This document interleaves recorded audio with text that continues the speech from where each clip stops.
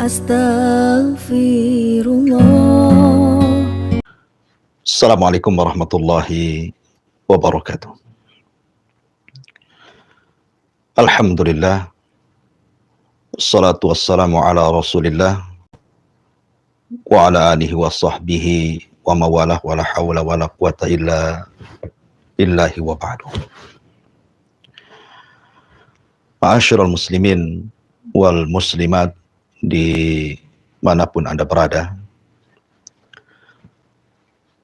limpahan puja dan syukur kita berikan kepada Allah Subhanahu wa Ta'ala yang telah memberikan banyak nikmat kepada kita, terutama nikmat Islam,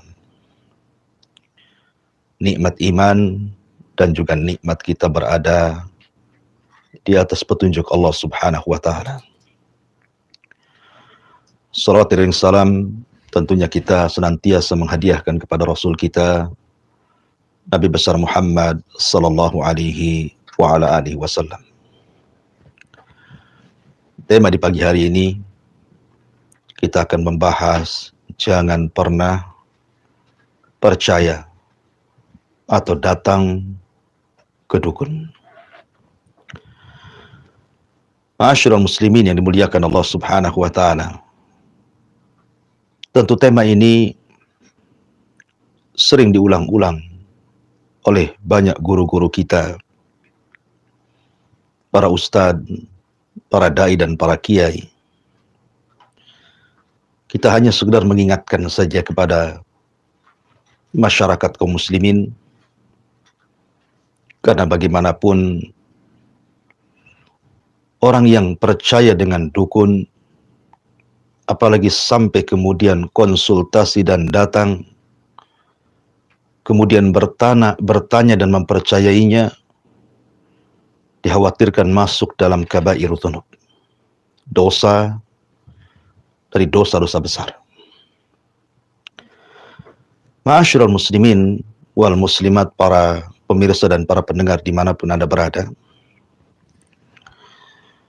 Nabi Shallallahu alaihi wasallam pernah bersabda, la taqumus sa'ah hatta talhaqu qabailu min ummati bil musyrikin wa hatta ya'budul awthan. Kata Nabi Shallallahu alaihi wasallam, tidak mungkin tegak hari kiamat sampai-sampai, kata Nabi Shallallahu alaihi wasallam, beberapa kelompok dari umatku mereka bergabung dengan orang-orang musyrik, atau sebagian mereka menyembah berhala. Tentu ucapan Nabi Shallallahu alaihi wasallam bukan prediksi semata, tapi inilah wahyu yang diwahyukan kepadanya. Nabi Shallallahu alaihi wasallam mengetahui yang gaib dikarenakan Allah Subhanahu wa Ta'ala yang memberitahu. Karena pada hakikatnya tidak ada tahu yang gaib, karena kegaiban itu hanya mutlak milik Allah Subhanahu wa Ta'ala. Tapi Nabi Shallallahu alaihi wasallam diberitakan oleh Allah Azza wa Jalla, nanti di antara umatnya di akhir zaman, sebagian mereka akan mengikuti jejak orang-orang musyrik ataupun menjadi para penyembah berhala kembali. Shadaqa Rasulullah Shallallahu alaihi wasallam. Sungguh benar ucapan Nabi Shallallahu alaihi wasallam, selaras dengan firman Allah Subhanahu wa Ta'ala di dalam Al-Quranul Karim, wa ma yu'minu aktsaruhum illa wa hum musyrikun. Dan sebagian besar manusia tidak beriman kepada Allah melainkan dalam keadaan mereka menyekutukan Allah Subhanahu wa Ta'ala. Kembali kepada masalah perdukunan. Kita lihat di negeri kita saja, praktek-praktek perdukunan itu dilakukan bukan oleh orang-orang yang di luar agama Islam. Kalau itu yang terjadi, lakum dinukum waliyadin. Tetapi kebanyakan para praktisi perdukunan ini, KTP mereka Islam, penampilan mereka Islam, terkadang penampilan mereka lebih gagah dibandingkan penampilan seorang ustadz, seorang kiai, seorang juru dakwah. Dengan sangat meyakinkannya menggunakan jubah-jubah, serban-serban, atribut-atribut kesolehan. Tapi hakikatnya dia dukun. Begitulah Islam mengajarkan kepada kita untuk hati-hati kepada mereka. Kenapa mereka membungkus dengan bungkusan agama?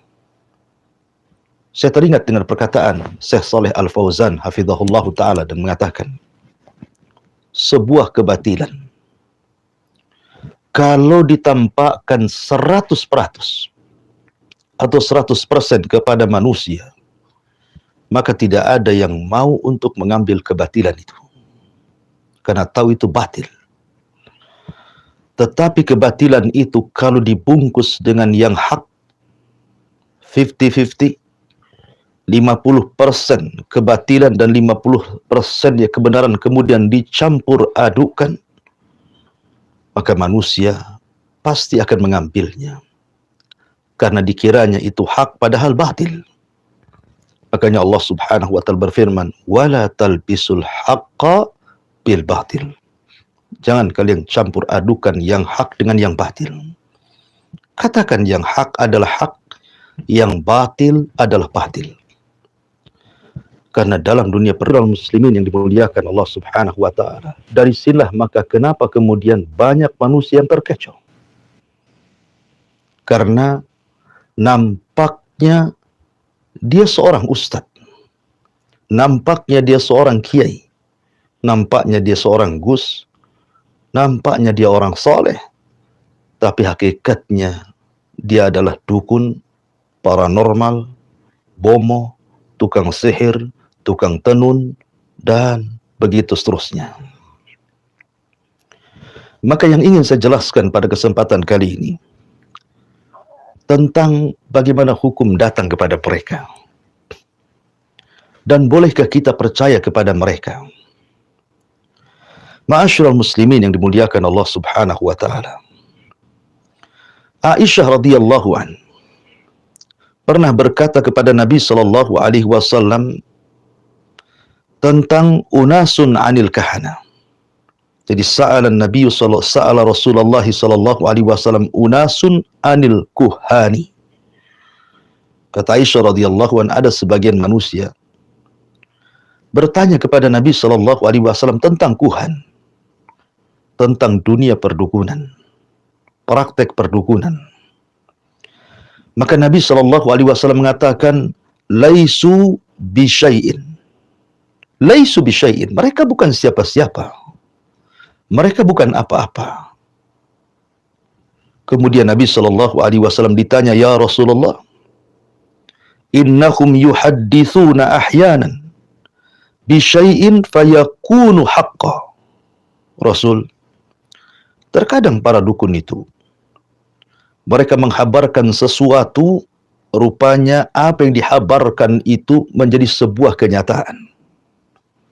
Karena tak jarang terkadang para peramal, para dukun, baik dukun besar ataupun dukun kecil, baik dukun tingkat nasional ataupun dukun tingkat kampung, terkadang meramalkan sebuah ramalan. Rupanya ramalan itu benar. Inilah yang ditanyakan oleh sahabat Rasul kepada Rasulullah. Ya Rasulullah, terkadang mereka menghabarkan sesuatu, rupanya kabar itu menjadi sebuah kenyataan. Bagaimana ini? Maka Nabi sallallahu alaihi wasallam bersabda, tilkal kalimatu minal haqqi yahtifuha al-jinniyu fayakurruha fi udhuni waliyihi fayakhtalituna ma'aha mi'atu kadhbah. Maka Nabi sallallahu alaihi wasallam mengatakan, itulah kalimat yang hak, yang oleh seorang jin berhasil dicurinya. Kemudian kalimat itu disampaikan kepada wali-walinya yang ada di bumi alias para dukun, tetapi setelah dicampur adukan dengan 100 kedustaan. Ma'asyiral muslimin yang dimuliakan Allah Subhanahu wa taala, lihat ucapan Nabi sallallahu alaihi wasallam. Kalau seandainya ada dukun meramalkan sesuatu, kemudian benar ramalannya, boleh jadi ramalan itu adalah kalimat yang dicuri oleh jin dari ucapan para malaikat yang ada di langit, kemudian diperjualbelikan kepada para dukun, tetapi sudah dicampur adukan dengan 100 kedustaan. Artinya dari 100 kalimat itu 99 dusta dan 1 kebenaran. Masalahnya, dalam dunia perdukunan, terkadang orang tidak pernah memandang kedustaannya. Boleh jadi dia sudah berkali-kali meramal dan selalu meleset. Entah berapa ratus dia meramal, tapi selalu tidak menjadi sebuah kenyataan. Sekali dia meramal dan menjadi sebuah kenyataan, maka itu pula yang dijadikan hujah bahwa dukun ini memang sakti. Benar dalam ramalannya, tahu yang gaib. La haula wala quwata illa billah. Mereka adalah para pendusta. Mereka adalah syaitan. Mereka adalah dajjal. Tidak boleh kita datang kepada mereka atau percaya kepada mereka. Nabi sallallahu alaihi wasallam dalam hadis Imran ibn Husain radhiyallahu an dan juga hadis Abdullah ibn Abbas radhiyallahu anhuma, apa kata Nabi sallallahu alaihi wasallam? Laisa minna man tatayyara aw tutayyara lahu aw takahhana aw tukuhina lahu aw sahara aw suhira lahu wa man atakahinan fasaddaqahu bima yaqul faqad kafara bima unzila ala Muhammadin sallallahu alaihi wasallam. Dari Imran ibn Husain dan Abdullah ibn Abbas radhiyallahu anhuma, Nabi sallallahu alaihi wasallam sampai mengatakan, laisa minna, bukan termasuk golonganku, bukan termasuk umatku, kata Rasul. Siapa mereka yang dikeluarkan dari umat Rasul, dari golongan Rasul?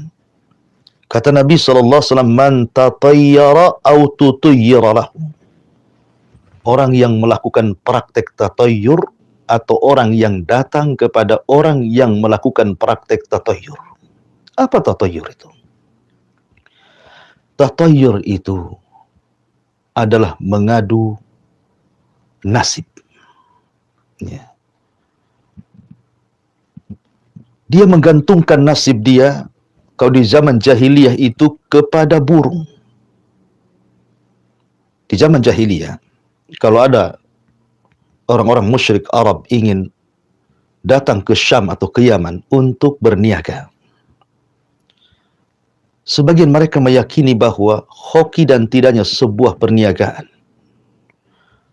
ataukah rugi tidaknya dalam sebuah usaha dan perniagaan, itu ditentukan dengan ramalan burung. Jadi mereka memegang burung, kemudian burung itu diterbangkan. Kalau seandainya burung ini mengarah ke Syam, maka mereka tidak akan berangkat, baik tujuannya ke Yaman atau ke Syam.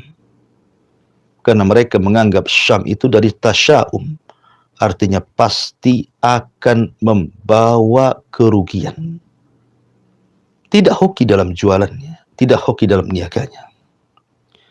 Tapi kalau seandainya burung itu kemudian melesat ke arah Yaman, maka mereka pasti akan berangkat. Dan mereka yakin itu hoki bagi mereka. Inilah disebut dengan tatayyur. Tentu tatayyur di zaman sekarang tidak sebagaimana tatayyur di zaman jahiliyah.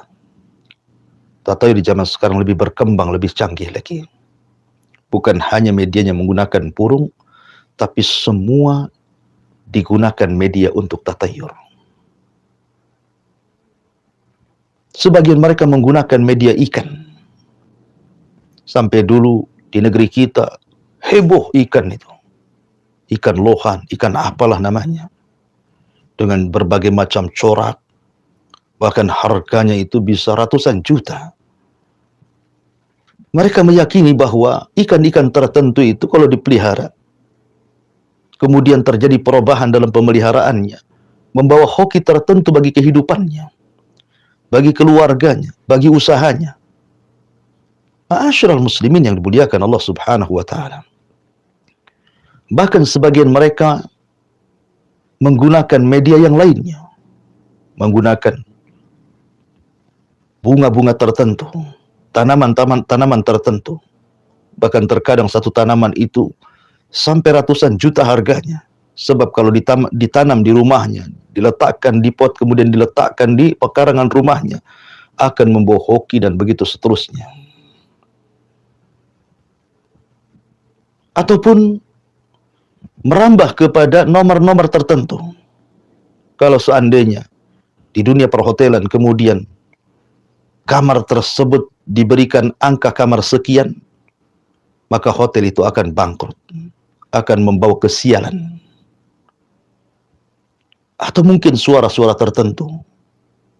Mungkin malam harinya dia melihat seekor burung, ketika pagi harinya dia hendak safar, tidak jadi safar karena was-was, takut terjadi sesuatu. Ini semua tatayur, datang dari syaitan. Ya. Karena kita tahu bahwa nasib kita ini sudah ditentukan di Lauhil Mahfuz. Bahkan ketika di dalam janin sendiri, malaikat sudah menentukan nasib kita, rezeki kita sekian, usaha kita sekian, bahagia kita sekian, celaka kita sekian. Semua sudah dicatat di dalam Lauhil Mahfuz, dan saat malaikat meniupkan ruh ke dalam setiap janin manusia, percaya saja dengan takdir. Itu lebih tenang hidupnya. Kalau Anda percaya dengan takdir bahwa tidak mungkin Allah Subhanahu wa ta'ala mewafatkan seorang hamba kecuali sudah disempurnakan rezekinya, hidup dimanapun Anda pasti tenang. Tetapi orang yang percaya kepada ramalan, hidupnya dirungrung dengan ketakutan, kegelisahan, takut terjadi ini dan itu. Ngapain Anda hidup seperti itu? Anda tidak akan pernah merasa nikmat ketika Anda tidak pernah percaya dengan takdir Allah Subhanahu wa ta'ala. Bukankah takdir satu di antara 6 rukun iman? An tu'mina bil qadari khairihi wa syarrih. Anda beriman dengan takdir baik atau takdir buruk. Semua datang dari Allah Subhanahu wa ta'ala. Tidak tahu orang, tidak tahu seseorang akan takdirnya seperti apa. Jalankan saja hidup. Fakullun muyassarun lima khuliqa lahu, kata Rasul. Karena akan dimudahkan dengan amalan kalian. Ma'asyiral muslimin yang dimuliakan Allah Subhanahu wa ta'ala. Kemudian Rasul mengatakan, siapa lagi yang dikatakan laisa minna itu? Bukan termasuk umatku, kata Rasul. Au takahhana au tukuhina lahu. Orang yang membuka praktek perdukunan dan orang yang datang kepada orang yang melakukan praktek perdukunan. Kalimat takahhan, melakukan praktek perdukunan, itu ada 2 jenis. Dukun itu ada 2 jenis. Ada yang disebut dengan dukun-dukunan, alias dukun settingan. Ada yang memang dukun beneran, yang memang bekerja sama dengan syaitan dan jin-jin yang jahat untuk merusak akidah kaum muslimin. Dan ini sudah ada sejak zaman dahulu. Abu Bakar Siddiq radhiyallahu anhu pernah punya budak yang dimerdekakan. Tiba-tiba budak ini menghilang cukup lama. Kemudian setelah itu datang menemui Abu Bakar membawa 1 kresek kurma. Kemudian dihadiahkan kepada Abu Bakar. Namanya hadiah, diterima oleh Abu Bakar, apalagi dia mantan budaknya. Maka dimakanlah beberapa butir kurma itu, tanpa bertanya dari mana. Setelah masuk ke perutnya, baru dia bertanya kepada budaknya, dari mana kau dapati kurma ini? Maka sang budak mengatakan, ini atakahan ya Abu Bakrin. Saya tempo hari berpura-pura jadi dukun. Bukan dukun, berpura-pura jadi dukun. Ya, dukun settingan bahasa kitanya. Tiba-tiba saya disuruh meramal, kemudian saya ramal tangannya, rupanya ramalan saya menjadi kenyataan bagi orang tersebut sebagai hadiahnya, maka dia memberikan kurma kepadaku. Kata Abu Bakar radhiyallahu, inna lillahi wa inna ilaihi raji'un. Maka dia masukkan jarinya ke dalam mulutnya sampai ke tenggorokannya dan ingin memuntahkan kurma yang sudah dimakannya. Orang-orang mengatakan, ya Aba Bakrin, kenapa Anda lakukan? Anda bisa mati. Maka Abu Bakar mengatakan, sekalipun yang keluar bukan kurma yang sudah kumakan, bahkan ruhku sekalian yang keluar, ini jauh lebih baik dibandingkan Abu Bakar dan keluarganya memasukkan sesuatu yang haram ke dalam perutnya. Lihat. Di zaman dulu ada orang yang pura-pura jadi dukun hanya untuk mencari cuan, mencari uang, keuntungan dunia dengan cara menipu. Persis seperti di zaman sekarang. Banyak dukun-dukun settingan, dukun tipu-tipuan. Apalagi di zaman medsos seperti ini. Ketika ekonomi sudah sulit, tidak percaya dengan harta yang halal, kemudian membuat kaidah yang haram saja susah dicari, apalagi yang halal. Akhirnya menghalalkan segala cara. Persis seperti sabda Nabi SAW, sayati alaikum zaman, akan datang zamannya kepada kalian, kata Nabi SAW. Seseorang tidak bisa membedakan lagi mana harta halal, mana harta haram. Sayati alaikum zaman, la yubalil mar'u bima akhadal mal. Manusia tidak peduli bagaimana cara dia mengambil harta orang. Amin halalin aw min haram. Apakah dari perkara yang halal atau yang haram? Ya. Walaupun mereka harus melakukan kesyirikan, walaupun mereka harus menipu, walaupun mereka harus jadi dukun settingan, paranormal settingan, tapi lihat tampaknya akidah manusia menjadi rusak. Man tashabbaha biqaumin fahuwa minhum. Barang siapa yang tasyabbuh, menyerupai sebuah kaum, maka Anda menjadi kaum tersebut. Kalau Anda berpura-pura menjadi dukun, walaupun settingan, maka Anda adalah bagian daripada dunia perdukunan. Walaupun Anda settingan, seolah-olah Anda betul-betul memiliki kesaktian, memiliki jimat-jimat. Anda membuat konten-konten, seolah-olah Anda kebal bacok, kebal bakar, kebal beling, makan paku, makan beling. Kemudian memiliki tenaga dalam, tidak bisa ditusuk oleh senjata, tidak bisa dipukul kecuali yang mukulnya mental. Kemudian Anda adu kesaktian dan begitu seterusnya. Walaupun ini settingan, kata Nabi, man tasyabbaha biqaumin fa innahu minhum. Barang siapa yang tasyabbuh dengan sebuah kaum dan itu merupakan kekhususan kaum tersebut, maka Anda bagian daripada mereka. Apalagi Anda dukun betulan. Apalagi Anda paranormal betulan yang bekerja sama dengan syaitan dan jin. Makanya Islam sangat melarang keras. Au takahana au tukuhina lahu. Anda mau jadi dukun settingan atau tidak, sama saja dalam Islam, tidak dibolehkan. Atau Anda pun jangan pernah datang kepada mereka. Mereka para pendusta. Bukankah Anda sudah tahu mereka adalah settingan? Kenapa Anda tonton? Kenapa Anda subscribe? Kenapa Anda kemudian terkadang berkomentar dengan komentar-komentar yang menjijikkan, bertakbir, bersolawat, macam-macam? La haula wala quwata illa billah. Harusnya Anda menghujat orang-orang seperti ini. Jangan memujinya. Ya. Karena mereka tidak ada kebaikan sama sekali di dunia ataupun di akhirat. Walaqad alimu laman ishtarahu ma lahu fil akhirati min khalaq. Mereka tidak ada bagian di akhirat sedikit pun.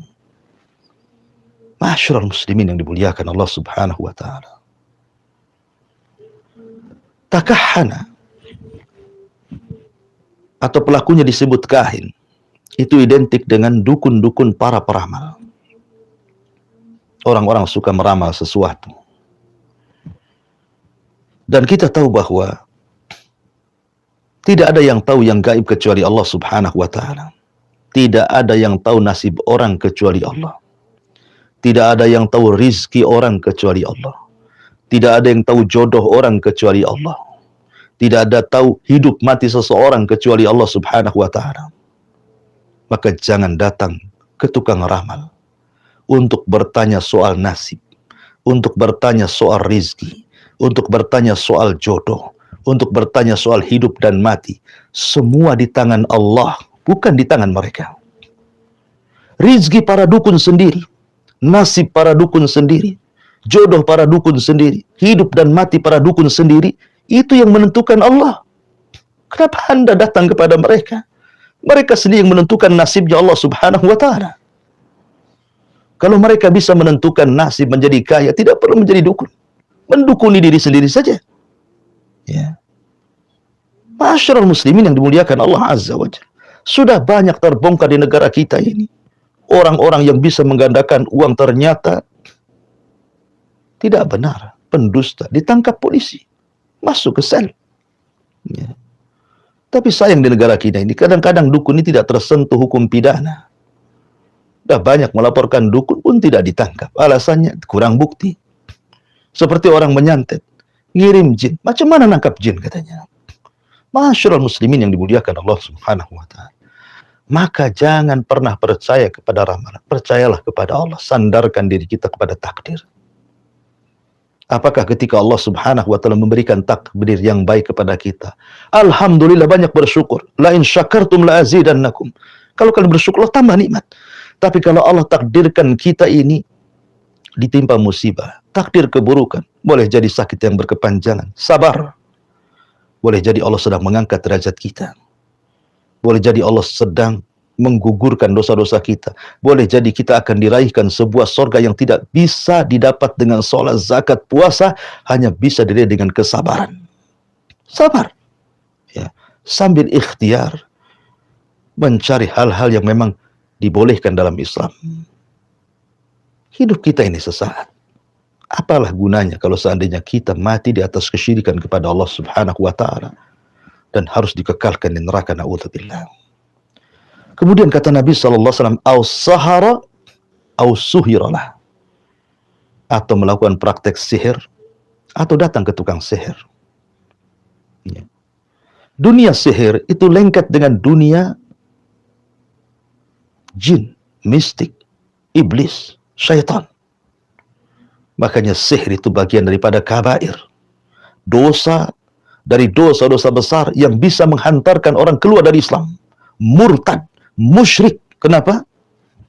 Karena terkadang praktek-praktek sihir itu menghinakan Allah, menghinakan Rasulullah, menghinakan ayat-ayat Al-Quran. Terkadang menulis Al-Quran dengan darah-darah haid, dengan kencing-kencing, dengan najis-najis, untuk istihza bi ayatillah, mengolok-olok ayat-ayat Allah Subhanahu wa taala. Dan ini kekurangan ajaran luar biasa kepada Allah dan ayat-ayatnya serta Rasulnya. Masyarul muslimin yang dimuliakan Allah Subhanahu wa taala.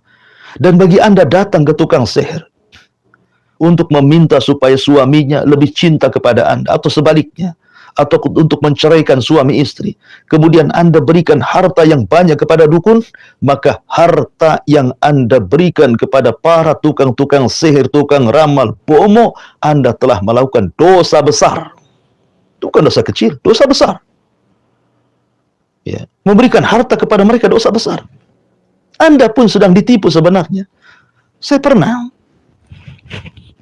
waktu saya berada di Singapura, ada seseorang teman di Singapura itu, dia membeli jimat di dukun Batam. Masya Allah. Beli jimat harus nyebrang negara. Ya. Jimat itu kecil, ya, dibungkus kain. Jadi saya tanya, ya, maaf makci, ini berapa harganya? Dia mengatakan, kalau dirupiahkan itu, ini mau 100 juta lebih. La haula wala quwata illa billah. Kertas yang dibungkus kain harganya 100 juta lebih. Itu bisa beli rumah tuh. Bisa beli mobil yang bagus itu. Bisa disedekahkan fuqara wal masakin. Berapa fakir miskin bisa makan dengan 100 juta itu. Jadi saya izinkan. Boleh nggak saya buka? Karena kebetulan makci ini sudah bertobat. Dan ingin memusnahkan jimatnya. Saya buka jimat itu. Ya, kain itu saya buka. Rupanya isinya kertas. Tidak ada apa-apa di dalamnya. Hanya tulisan di situ ayat-ayat Al-Quran, cerita tentang Nabi Musa ketika berduel dengan Fir'aun. Ayat-ayat itu yang dicantumkan di situ. Kemudian saya tanya, ini jimat untuk apa fungsinya? Dia mengatakan untuk penglaris berniaga. La haula wala quwata illa billah. Lihat. Anda sedang ditipu dengan dukun. Masa harga kertas dengan kain bisa 100 juta? Mana akalnya? Mereka para penipu. Betapa banyak para pengusaha tanpa ada bantuan jin dan dukun mereka sukses. Betapa banyak para pejabat yang mereka hanya mengandalkan kejujuran, doa dari Allah Azza wa Jalla, tetap saja mereka dipilih lagi menjadi pejabat. Kenapa harus datang ke dukun? Dalam bahasa mereka itu penasihat spiritual. Mau penasihat spiritual namanya, mau apalah, tetap saja kalau dukun ya tetap dukun. Karena nama itu tidak bisa membatalkan hakikat. Hakikatnya dukun, ya dukun. Mau dibilang penasihat spiritual lah, mau dibilang macam-macam lah bahasanya. Paranormal, padahal mereka tidak normal. Sama saja. Al-asma la tughayyir al-haqa'iq, kata ulama. Yang namanya nama itu tidak bisa merubah hakikat. Makanya Nabi SAW bersabda dalam sebuah hadis ketika sahabat bertanya, wa inna minna rijalan ya'tunal kuhan. Ya Rasul, di antara kami ada yang mendatangi tukang-tukang ramal, dukun-dukun, bomo-bomo, tukang-tukang sihir. Apa kata Rasul? Fala ta'tihim.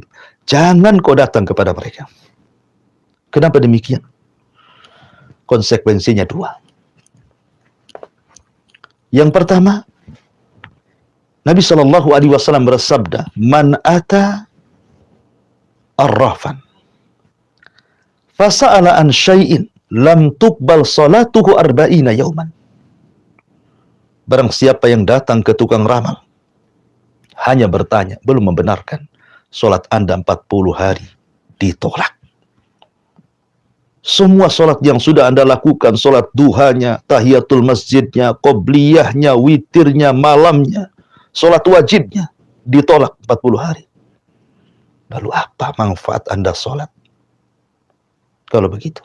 Yang kedua, Nabi SAW mengatakan, man atakahinan aw arrafan fasa'ala an syai'in fasaddaqahu faqad kafara bima unzila ala Muhammadin SAW.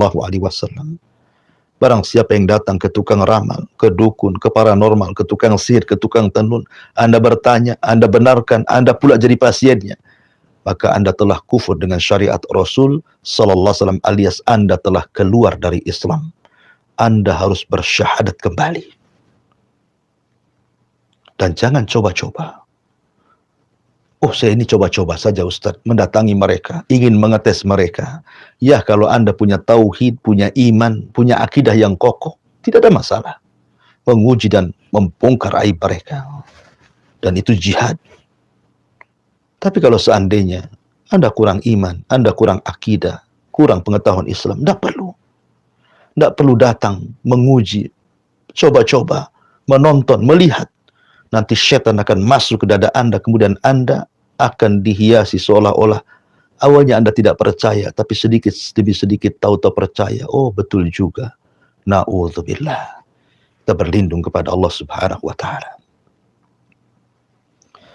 Wallahu a'lam bishawab. Ini diantara nasihat saya. Jangan percaya kepada mereka dan jangan pernah datang kepada mereka. Taib, saya kembalikan kepada moderator. Falyatafadhal mashkura. Nah, Ustaz, kami ucapkan jazakallahu khairan wa barakallahu fikum Ustaz untuk ilmu yang sangat bermanfaat sekali bagi kita semua. Sahabat pendengar dimanapun Anda semua berada, insya Allah kita akan menuju bagian tanya jawab pada pagi hari ini. Sahabat pendengar yang ingin mengirimkan pertanyaan berkenaan dengan penyampaian oleh Ustaz dapat mengirimkan pertanyaan dalam nomor reversi yaitu nomor 0811 7006106. Pertanyaan boleh dalam bentuk pesan singkat ataupun pesan WhatsApp. Baik Ustaz, ini ada pertanyaan dari sahabat pendengar dari orang tua kita ya di Singapura, dari Bapak Abdillah ya, dari Bapak Abdillah Angmokyo di Singapura. Pertanyaan Bapak Abdillah Angmokyo di Singapura ini, Ustaz. Ustaz, saya Abdillah Angmokyo di Singapura. Saya ingin bertanya bahwa saya punya pusaka atau barang warisan yaitu semacam pisau kris dan sejenisnya. Yang nak saya tanya ini, apakah boleh saya simpan, saya jaga, dan saya kasih wewangian di kris saya ini? Iya, alhamdulillah. Wassalatu wassalamu ala rasulillah amma ba'du. Pertanyaannya, Bapak ini punya pusaka semacam keris atau mungkin semacamnya. Bolehkah dirawat, dikasih wewangian dan begitu seterusnya. Ya, alhamdulillah. Saran saya, sebaiknya tidak perlu Anda rawat sedemikian rupa. Bagus badan Anda saja yang dikasih wangian. Tidak perlu kerisnya. Jangan pula keris lebih harum dibandingkan badan Anda. Rawat aja badan Anda, kasih wewangian. Kalau toh ingin koleksi hanya sekedar ya semacam koleksi saja, mungkin disamakan dengan pisau dapur, keris itu. Tidak ada masalah. Ya, pemain seorang suka dengan golok tertentu karena bentuknya atau ketajamannya atau ukirannya, suka dia. Akhirnya dipajang di rumahnya. Tidak ada masalah. Ya, untuk kita nikmati. Maka semacam keris-keris dan yang lainnya nggak ada masalah karena hukum asalnya mubah-mubah saja. Keris itu terbuat dari besi atau dari baja, sama dengan pisau-pisau yang lainnya. Yang jadi masalah adalah kalau seandainya ada ketergantungan hati Anda ke keris itu yang jadi masalah. Ada kepercayaan tertentu hati Anda kepada keris itu. Kalau ini keris pusaka, berarti ada penunggunya, ada pengaruhnya, ada magicnya dan begitu seterusnya. Khurafat, tidak ada. Ya, saya contohkan sebuah hadis. Ketika perang Hunain, para sahabat Nabi SAW ingin perang. Masalahnya di perang Hunain itu memang pasukan lebih banyak dibandingkan pasukan musuh. Tetapi kebanyakan pasukan yang ikut terlibat dalam perang Hunain ini adalah pasukan-pasukan yang hudatsa'u ahdi bi Islam. Baru-baru masuk Islam, sehingga belum kokoh akidahnya. Dalam perjalanan ke Hunain, sahabat ini melihat ada pohon bidara. Pohon bidara itu adalah pohon yang biasa digunakan orang-orang jahiliyah untuk tabarruk, meletakkan senjata sebelum perang. Jadi mereka sebelum perang datang ke pohon itu, karena pohon itu adalah pohon keramat, diyakini banyak berkahnya, maka satu malam digantungkan pedang panah dan busur mereka, kemudian besoknya diambil dan mereka yakin bahwa pedang, panah, tombak, busur sudah ada berkahnya disalurkan dari pohon itu ke senjata. Maka mereka tiba-tiba berhenti di pohon itu. Rasul pun berhenti, kata para sahabat, "Ya Rasulullah, ij'al lana dhata anwat kama lakum dhatu anwat." Rasul, bisa enggak jadikan untuk kami semacam pohon itu yang kami dulu di zaman jahiliyah suka meletakkan senjata-senjata di situ sebelum perang, dan kita yakini senjata itu pasti akan ampuh dalam peperangan. Maka Rasul murka dan mengatakan, "Allahu Akbar, Allahu Akbar. Kultum kama qalat Banu Israel li Musa." Ucapan kalian persis seperti ucapan Bani Israel kepada Musa, "Ij'al lana ilahan kama lahum aliyah." Ya Musa, jadikan Tuhan seperti mereka. Maksudnya, orang-orang yang menyembah patung-patung anak sapi itu. Baru saja diseberangkan Bani Israel dari kejaran Fir'aun dan mata mereka melihat bagaimana Fir'aun ditenggelamkan, tiba-tiba lewat di sebuah desa penyembah patung anak sapi. Ketergantungan hati Bani Israel kepada patung anak sapi masih tersisa dalam hatinya. Ketika mendengar ada orang para penyembah patung anak sapi, mereka mengatakan, "Ya Musa, ij'al lana ilahan." Musa, jadikanlah Tuhan seperti mereka. Ya. Maka Rasul mengatakan, "Innakum qaumun tajhalun." Apa kalian kaum yang jahil, sudah diberikan hidayah, mau sesat. Sudah diberikan tauhid, mau sesat pula di petunjuk tauhid. Jadi kalau seandainya keris dan yang semacamnya diyakini memiliki kekuatan gaib dan lain sebagainya, ketahuilah, keris hanyalah keris, pisau hanyalah pisau, golok hanyalah golok, tombak hanyalah tombak, busur hanyalah busur. Perkaranya mubah. Ya, bisa diisi, bisa tidak. Ya. Tetapi mengisi benda-benda tidak mungkin kecuali dilakukan oleh dunia perdukunan, atau mungkin syaitan memberikan was-was kepada Anda. Ya, kalau memang hati Anda tidak bisa untuk membersihkan dari perkara-perkara benda-benda tersebut, maka sebaiknya dibuang saja, kasihkan, atau untuk apa gitu ya. Tapi kalau hanya sekedar koleksi, saya nggak percaya, nggak yakin, saya kan hanya untuk hiasan saja, ya nggak ada masalah. Ya, taruh di meja untuk hiasan saja kan. Wallahu a'lam. Insyaallah, nah Ustaz, kami ucapkan jazakallahu khairan Ustaz untuk jawabannya yang sangat lengkap sekali. Untuk menjawab pertanyaan dari orang tua kita ya, Bapak Abdillah Amokio di Singapura, insya Allah jadi ilmu bermanfaat. Mungkin satu soalan terakhir Ustadz, ini ada soalan dari Bapak Ramadan di Kalimantan Tengah. Ustadz, bagaimana hukumnya apabila seseorang memakaikan hiasan semisal gelang kepada anak agar tidak terkena mudarat ataupun bahaya? Ya, alhamdulillah, salatu wassalamu ala rasulillah. Sering saya ulang-ulang bahwa dalam dunia pengobatan itu ada 3 jenis.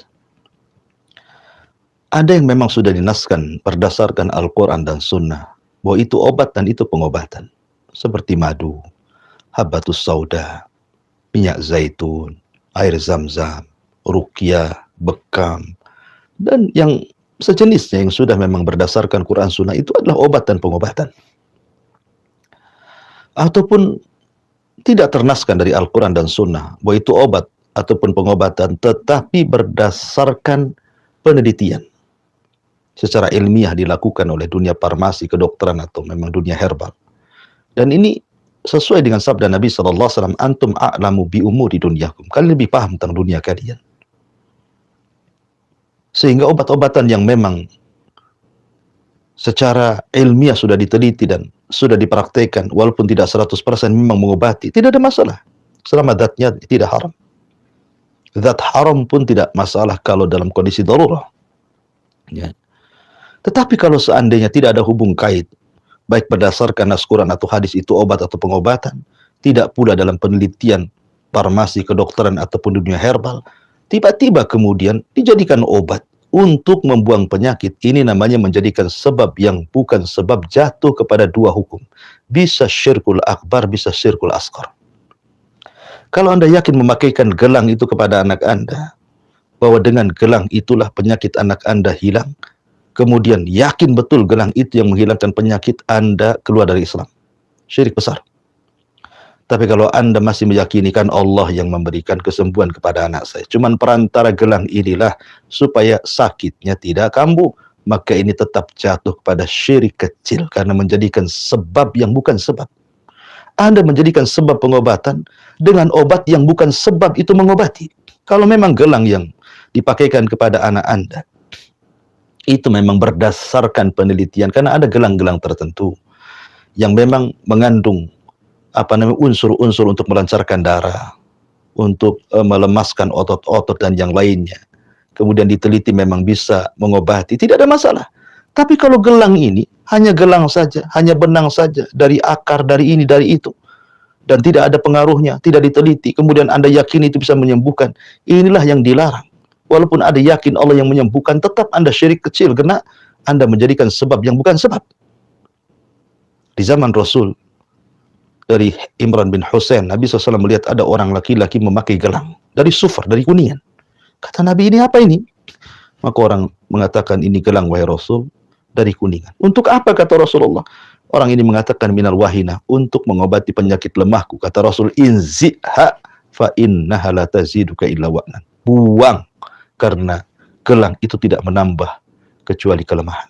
Wa imitta wa hiya 'alaika ma aflahta abada. Kalau gelang itu masih terkait di tanganmu, kemudian kau mati, kau tidak akan beruntung selamanya di dunia ataupun di akhirat. Lihat bagaimana Nabi SAW disuruh membuang gelang pada orang karena diyakini menyembuhkan, karena itu bukan penyembuh. Maka carilah obat-obatan yang sudah jelas berdasarkan nas Quran dan Sunnah, atau sudah jelas lewat penelitian dunia farmasi, kedokteran ataupun herbal, yang sudah jelas-jelas, ya. Jangan pula yang tidak jelas, yang ada unsur mistiknya, itu sama saja masukkan setan ke badan anak Anda. Na'udzubillah, summa na'udzubillah. Wallahu a'lam bishawab. Nah, Ustaz, kami ucapkan jazakallahu khairan Ustaz untuk nasihatnya, juga untuk jawaban untuk pertanyaan terakhir